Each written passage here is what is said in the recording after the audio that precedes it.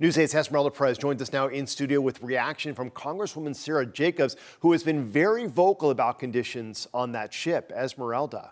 Well, Steve, we've been closely following these updates as thousands of service members spend more than 8 months deployed aboard the San Diego-based USS Abraham Lincoln. The carrier was supporting U.S. operations against Iran.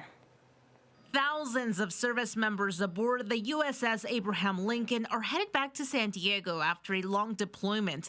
This comes amid reports of some facing exhaustion and suicidal thoughts. The USS Abraham Lincoln has been the longest aircraft carrier without a port call in modern history, over 250 days. Congresswoman Sarah Jacobs is pleased to hear the USS George Washington has relieved the Abraham Lincoln, but she still has a lot of questions. She says she's raised concerns about conditions aboard the Abraham Lincoln and other ships in the region for months, directly with Central Command, the Pentagon, and others. Jacobs says she has not received sufficient responses, and she plans to keep pushing for a full investigation into why the deployment lasted so long and address reports from family members and others about limited access to mental health resources, nutritious food, and other necessities. And now we need to get into the real investigation of what exactly happened and how it was allowed to happen, which is why I've called on the House Armed Services Committee to have a field hearing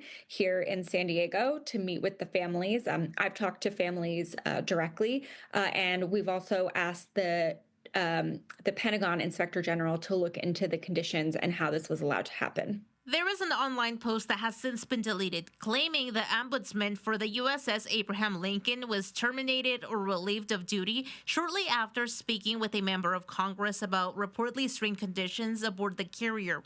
A U.S. Navy spokesperson tells News 8 that is not true, adding that the ombudsman has not been removed and are still serving in that position. Jacobs makes it clear that punishing anyone who speaks up will never be acceptable. I think it's incredibly important that no one is retaliated against or fired for speaking up about the conditions on the ship.